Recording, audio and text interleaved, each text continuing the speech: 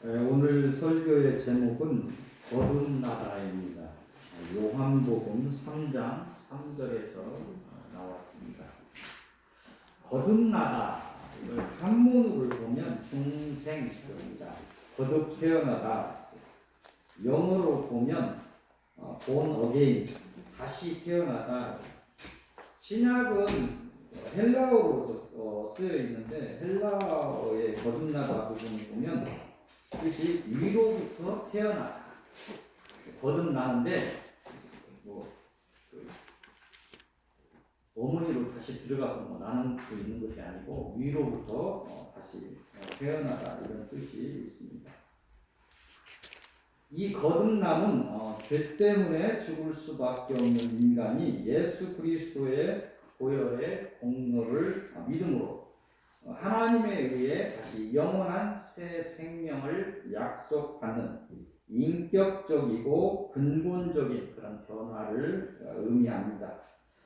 이 죄인들에게 영적인 새 생명을 주시는 그 거듭남은 오직 하나님의 주권적인 역사로서 가능합니다. 그러한 이유로 성경은 거듭난 자를 요한복음 1장 13절을 보면 하나님께로 난 자라 입니다. 요한복음 1장 13절, 이는 혈통으로나 육정으로나 사람의 뜻으로 나지 아니하고 오직 하나님께로부터 난 자들입니다. 이 거듭난 자를 요한복음 1장 12절을 보면 하나님의 자녀다, 이렇게 이야기합니다. 영접하는 자, 곧 그 이름을 믿는 자들에게는 하나님의 자녀가 된 권세를 주셨으니 이야기합니다. 또 갈라디아서 6장 15절을 보면 이 거듭난 자를 새로 지으심을 받은 자다, 이렇게 이야기합니다. 할례나 무할례가 아무것도 아니로되 오직 새로 지으심을 받은 것만이 중요하니라. 고린도후서 5장 17절을 보면 새로운 피조물이다, 이렇게 이야기합니다. 그런즉 누구든지 그리스도 안에 있으면 새로운 피조물이라. 이전 것은 지나갔으니 보라 새 것이 되었도다. 이 거듭남은 요한복음 14장 6절을 보면 예수 그리스도를 믿음으로 가능하다고 하십니다. 예수께서 이르시되 내가 곧 길이요 진리요 생명이니 나로 말미암지 않고는 아버지께로 올 자가 없느니라, 이렇게 하십니다. 이 거듭남은 영적인 성장의 출발점이며 또한 종말에 있을 완전한 구원과 밀접하게 연결되어 있습니다. 그 이유는 예수 그리스도를 통해 거듭나지 않은 자가 하나님의 나라의 부활의 영화를 맛보고 하나님의 나라에 이르러 그 영광에 동참할 수 없기 때문입니다. 종교심으로는 거듭남의 은혜에 이를 수 없습니다. 전 인격적으로 예수 그리스도를 통해 하나님을 만나시는 그런 복 있는 사람들이 되시기를 빕니다. 오늘 서론의 말씀은 사무엘 하 11장으로 가겠습니다. 사무엘 하 11장 1절에서 27절까지입니다. 이곳을 통해서 주시는 말씀은 미혹을 이기라, 이렇게 말씀하십니다. 이 사무엘 하 11장 1절에서 27절까지의 이 본문은 미혹을 받은 다윗이 지은 죄에 관해서 기록하고 있습니다. 이스라엘의 암몬과의 전쟁이 있는 중에 전쟁에 참석하지 않은 다윗이 옥상에 올라가 거닐다가 목욕하던 장수 우리아의 아내 밧세바를 보고 미혹이 되어서 밧세바를 불러 동침을 하고 임신을 하자 전쟁에서 우리아를 선봉에 서게 하여 죽게 하였다. 그 대단하다는 다윗도 미혹을 받는 죄를 지은 것을 성경은 가감하지 않고 이렇게 이야기하고 있습니다. 음란의 미혹을 이기지 못하고 죄를 지은 다윗이 그 죄를 덮고자 더 큰 살인의 죄를 지은 것입니다. 영적인 싸움에 있어서 사단이 주는 미혹은 빈틈이 없이 오며 강력한 힘으로 오기에 깨어서 정신을 차리지 않으면 어느 순간 넘어질 수 있다는 것입니다. 이 미혹은 어떤 가계를 따라서 형성된 품성을 따라서 오게 되며 주로 생각을 따라 오게 됩니다. 미혹은 먼저 생각을 잡고 마음을 잡고 영을 잡게 됩니다. 이런 잡힘이 되면 자신을 이기지 못하고 자신 안에 내재되어 있던 사람의 품성들이 드러나며 더욱 발전하는, 분노를 막 내고 우를 막 내는데 그걸 이기지 못하면 더욱 발전해서 마침내 성령을 잃게 되는 것입니다. 미혹은 초반에 생각으로 올 때 이겨야 합니다. 하나님의 품성이 아닌 것이 생각으로 올 때 담대히 거부하고 절제해야 하며 오히려 하나님의 품성을 사용하는 그런 노력을 기울이셔야 됩니다. 다윗은 지금 이 죄를 보면서 다윗이 어떤 그 영적인 흐름 속에서 죄를 지었을까를 묵상해 보면 다윗이 전쟁에 참여하지 않은 이유는 왜 그가 전쟁에 참여하지 않았을까? 로마는 전쟁을 본인이 직접 참전해서 이렇게 승리를 이끌었는데 어떤 나라를 위해서 왕의 어떤 생명이 중요하다. 왕이 전쟁에서 헛되이 목숨을 잃으면 나라가 위태로워진다. 이런 걱정에서 시작했을 것입니다. 기왕의 전쟁에 참여하지 않았다면 전쟁에 참여한 그들을 위해서 하나님의 자녀니까 기도해야 했어요. 기도하지 했어야 하는데 그는 근심에 잡혀서 걱정을 하면서 옥상을 배회하고 전쟁이 지금 일어나고 있는 옥상을 배회하고 있었습니다. 그곳에서 그는 목욕하는 여인을 보게 됩니다. 나라가 전쟁 중인데 집에 남은 여인이 목욕하고 있다는 것 자체도 이상하잖아요. 다른 나라가 흔히 볼 수 있는 곳에서 목욕을 하고 있다는 것 자체도 이상하죠. 그런 여인의 행동을 절제하지 못하고 있다면 벌을 내려야 할 텐데 다윗은 음란의 미혹에 잡히고 만 것입니다. 처음 미혹이 올 때 이기지 못한 다윗은 음란을 넘어서 살인에 이르게 됩니다. 죄가 죄를 낳으며 통제하지 못하는 죄 중에 빠지게 하는 것입니다. 사람 관계를 떠나서 생각을 통해서 사단의 품성들이 온다면 강하게 머리를 흔들며 거부하시기 바랍니다. 입으로 부정하시기 바랍니다. 입으로 사단의 불법을 저주하시기 바랍니다. 이렇게 한 번, 두 번 이런 거부를 통해서 미혹을 이기게 되면 그것은 영권이 되어서 마침내 사단을 이기게 될 것입니다. 다윗의 사례를 주시며 미혹을 이길 것을 권면하시는 하나님의 사랑을 아시기 바랍니다. 오직 하나님의 품성을 소원하시고 그 품성을 드러내셔서 하나님의 깊은 은혜 속에서 평강의 삶을 사시기를 빕니다. 날마다 사단을 이기셔서 하나님의 기쁨이 되시기를 빕니다. 오늘 본론의 첫 말씀은 사무엘하 12장으로 가겠습니다. 사무엘하 12장 1절에서 14절까지입니다. 이것을 통해 죄를 고백하라 이렇게 말씀하십니다. 이 본문은 미혹을 이기지 못하고 죄를 지은 다윗을 향해서 하나님의 선지자 나단 선지자가 회개를 명령하는 거예요. 다윗에게 와서. 그리고 이 회개의 명령을 받은 다윗이 회개를 하는 것을 내용을 하고 있습니다. 나단이 이야기하고 있어. 선지자가 비유를 하나 듣는데 부자가 있다. 양과 소가 많은 부유한 자가 있고 어린 양 한 마리가 전부인 가난한 자가 있다. 근데 그 부자가 자기의 양은 아까우니까 그 어린 양을 빼앗아서 잔치를 벌였다. 이런 비유를 합니다. 그러면서 내가 바라보다 이렇게 이야기하는 것입니다. 다윗을 향해서 악을 행하였다. 너는 아내가 많은데 아내가 이렇게 한 20명 정도 됐던 것 같아요. 왕이니까 솔로몬보다 적죠. 10명의 아내가 있거든요. 아니 여러 아내를 둔 자가 그 한 아내를 가진 자, 그 사람은 아내 하나 달랑 있는 그 여자를 빼앗아 갔느냐 이렇게 하면서 하나님께서 아니 이게 스무개 줄 때까지 하나님 뭐라고 하시지 않았어요. 그 죄에 짓지 않은 범위 내에서 왕이니까 정략적인 결혼도 할 수 있고 뭐 하는 것이니까 그것 갖고 뭐라고 하지 않았었는데 어린 양 한 마리 가진 그 가난한 자 것이 한 아내를 두고 하고 있는데 네가 힘으로 그 여자를 빼앗았느냐고 죄를 지었다 이렇게 하나님께서 말씀하십니다. 다윗이 하나님 앞에 죄를 고백하며 회개에 이르릅니다. 실질적으로 회개를 했어요. 죄사함을 받은 것을 봅니다.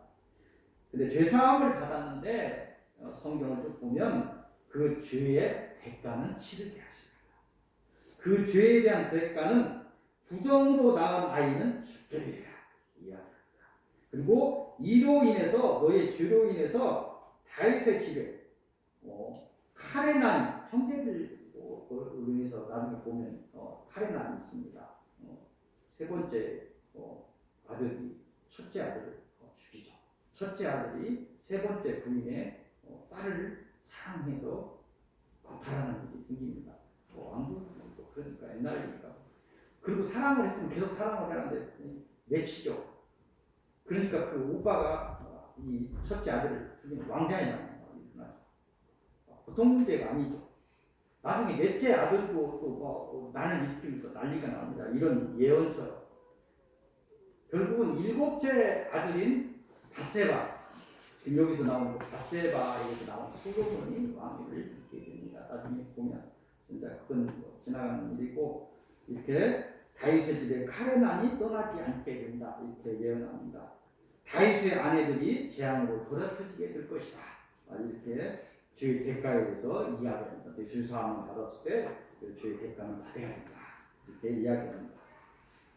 우리가 하나님을 스스로 떠났던 대가는 오늘날까지 혹독하게 이어져 오고 있습니다. 어렵게 하나님의 자녀된 우리는 죄로 인해 다시 하나님의 은혜를 놓치는 그러한 일을 심히 두려워해야 합니다. 하나님 앞에 다시 죄를 짓지 않는 것이 무엇보다도 중요합니다. 이를 위해서는 하나님의 은혜를 받아서 미혹을 이길 지혜와 미혹을 물리치는 힘을 갖는 것이 우선이 되어야 할 것입니다. 그런 은혜를 갖추었어도 수시로 오는 미혹을 이기지 못하면 우리는 넘어질 수밖에 없습니다. 사단의 미혹은 집요하고 강하기 때문입니다. 살아온 수많은 날들을 과거의 날들을 생각하면 하나님 앞에서 죄 없다 할 사람은 없을 것입니다. 날마다 자신을 바라보시고 하나님의 품성을 놓치지 않았는지 하나님의 뜻을 헤아리지 못하고 내 의지를 펴지 않았는지 살피는 그런 시간들이 있어야 할 것입니다. 미혹이 온다면 그 미혹을 이기시기를 빕니다. 죄를 지었다면 엎드려서 자신의 죄를 고백하시기를 빕니다. 하나님의 은혜가 여러분들에게 충만하게 임하셔 사단을 이기고 승리하시기를 빕니다. 오늘 본론의 두 번째 말씀은 사무엘하 12장 15절부터 보도록 하겠습니다.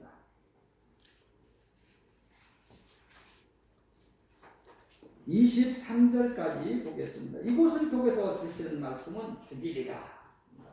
내용은 간단합니다. 이곳의 내용은 나단 그런 선지자의 예언대로 다윗의 부정과 함께 태어났던 다윗의 첫 아이가 태어난 지 8일 만에 죽게 된다는 것입니다. 그 예언대로 이렇게 죽음이 임했다는 것입니다. 죄의 대가를 치르게 된다는 것을 말씀하십니다. 우리가 죄를 짓고 회개를 한다면 그 죄에 대하여 사함을 받고 다시 거룩해지나 그 죄에 대하여는 대가를 치르게 하십니다. 그것이 하나님의 공의입니다. 우리가 하나님의 은혜를 받고 하나님의 자녀가 되었어도 사단의 미혹에 져서 죄를 짓고 그 죄에 대해서 다시 죄사함을 받지 않는다면 사단의 사망을 따르는 자가 되어서 영원히 죽게 된다는 것입니다. 다시 말해서 하나님의 나라에 이르는 순간까지 죄를 이기지 못한다면 하나님의 나라는 요원한 것이 된다는 것입니다. 신앙에 있어 교만하지 않기를 빕니다. 항상 깨어서 자신의 신앙을 점검하시고 항상 하나님의 은혜를 구하시는 참된 신앙인이 되시기를 빕니다. 마지막까지 승리하시기를 빕니다. 오늘 결론의 말씀은 처음 보았던 요한복음 3장으로 가겠습니다. 요한복음 3장 1절에서 21절까지입니다. 이곳을 통해서 주시는 결론의 말씀은 거듭나라입니다. 이곳은 유대 지도자인 니고데모라는 사람이 예수께서 하시는 표적에 대하여 관심을, 하나님 자꾸 천국에 대해서 이야기하고 영적인 얘기를 하고 있는데 자꾸 육적인 것을 보고 표적만을 바라봤다는 거예요. 이 모든 것이 이스라엘 사람을 상징하고 있어요. 니고데모는 이스라엘 사람들이 그랬습니다. 예수께서 계속해서 천국의 이야기를 하고 있는데, 영적인 얘기를 하고 있는데 그들은 표적만을 따랐습니다. 그럼 표적에 대해서 관심을 갖자 예수께서 표적이 중요한 것이 아니고 거듭나야 한다는 것을 말씀하시는 것을 내용으로 시작을 하고 있습니다. 다시 니고데모가 묻습니다. 어떻게 하여야 거듭날 수 있습니까? 예수께서 대답을 하십니다. 하나님의 은혜를 받고 성령으로 다시 태어나야 거듭날 수 있다. 이렇게 말씀하십니다. 우리의 하나님을 향한 믿음이 시작의 단계이든 오래되었든 그것이 중요한 것이 아니고, 그가 하나님의 영으로 참으로 거듭났는가가 중요하다. 신앙도 내가 교회를 다녔는지 40년이 됐다는 것이 중요한 것이 아니고, 그가 하나님의 영으로 성령으로 거듭났는가가 중요하다는 거예요. 교회에 오지 않아도 밖에서 진리의 말씀을 듣고 그가 거듭났다면 그가 그날 천국에 이를 수 있는 사람이 되는 것입니다. 교회를 세계 세운 목회자라도 그가 참으로 변질되었고, 또 하나님 처음부터 만났던 종교인이었다든가 중간에 변질되었다고, 그래서 하나님을 다시 거듭나지 못했다고 본다면 그건 하나님 나라에 들어갈 수 없는 것입니다. 믿음 생활이 어찌 되었는가, 그 믿음의 어떤 위치가 어떤 것이었는가, 그것이 중요한 것이 아닙니다. 하나님의 영이 임한 사람은 그 안에 사단의 영이 거하지 않습니다. 하나님의 은혜를 입은 사람은 성령의 활동하심으로 인하여 서서히 사단이 준 품성이 사라지고 하나님이 원하시는 품성들이 드러나기 시작한다. 이게 성화라는 것입니다. 구원의 단계에서 한 번에 되지는 않는데 자꾸 하나님의 품성을 자꾸 사용하다 보면, 사단의 품성을 자꾸 거절하다 보면 서서히 하나님의 품성들이 드러나기 시작한다는 것입니다. 한 번에 일어날 수 없어요. 그 품성들이 아버지 때부터 나와서 아버지 분노가 내 분대로 와 있는데 갑자기 분노가 멈춰지지 않는 거예요. 서서히 분노 참는 것을 이렇게 하고, 이런 것들이 필요하다는 거예요. 성화의 단계가 필요한 것입니다. 이런 상태가 될 때, 서서히 하나님의 품성들이 드러나기 시작하는 그런 상태가 될 때 사단의 미혹을 이기는 자가 되는 것입니다. 혹여 사단의 미혹에 넘어져도 다시 하나님 앞에 엎드리며 회개를 구하고 다시 성령의 충만함을 받게 되는 것입니다. 사단이 너무 강해요. 너무 강하기 때문에 하나님의 길을 가다가 넘어질 수 있다는 거예요. 근데 성령의 사람은 다시 일어난다는 거죠. 그 말씀을 하십니다. 이런 사람이 진정한 하나님의 자녀입니다. 자기 십자가를 지고 하나님의 뜻을 따라서 이 땅에서 후소구 사명을 감당하는 사명자가 되는 것입니다. 이 땅에서 사명을 감당하며 빛과 소금의 역할을 감당하는 사람이 당연히 하나님의 날까지 승리하는 사람이 될 것입니다. 사람과 환경을 바라보지 마시고 오직 하나님을 바라보시기를 빕니다. 거듭난 신앙인으로서 오직 하나님을 사랑하시고 관계된 사람들을 사랑하셔서 끝까지 이기시기를 빕니다. 마지막으로 어릴 적에 우리가 많이 암송하던 요한복음 3장 16절의 말씀을 여러분들이 일주일 동안 묵상할 말씀으로 드립니다. 하나님이 세상을 이처럼 사랑하사 독생자를 주셨으니 이는 그를 믿는 자마다 멸망하지 않고 영생을 얻게 하려 하심이라. 아멘. 기도하겠습니다. 하나님 감사합니다. 죄인된 저희를 이렇게 불러주시고 거듭나게 하시고 하나님의 자녀로 삼아주신 하나님께 감사드립니다. 사단은 강하게 저희를 미혹하면서 성령을 잃게 하려 합니다. 강한 미혹으로 옵니다. 저희를 지켜 주옵소서. 이 서익교회 성도들을 지켜 주옵소서. 이 서익교회를 지켜 주옵소서. 이 땅에 어려움이 많습니다. 이 나라에 하나님의 강한 은혜의 돈을 펼치소서. 주 예수 그리스도 이름으로 기도하옵나이다. 아멘.